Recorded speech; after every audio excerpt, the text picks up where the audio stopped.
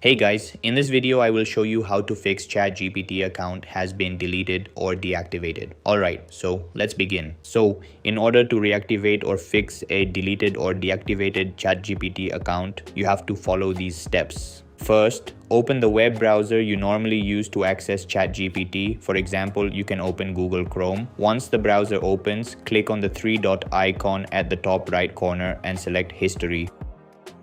On the history page, you will see all the websites you have visited. Now search for ChatGPT in the search bar. Once you find the entries related to ChatGPT, delete them from your browsing history. You can do this by clicking on the option next to the site and selecting delete. After removing all ChatGPT related history, go back to your browser and refresh the page. Then search again for ChatGPT and open the website. In many cases, this simple step can resolve the issue and allow you to log in normally. If the problem still continues, the next method is to contact support through email. Open your Gmail or any email service you use and click on Compose to create a new email. Make sure you are using the same email address that is connected to your ChatGPT account. In the recipient field, enter the support email address support@openai.com. In the subject section, write something like request to reactivate my ChatGPT account.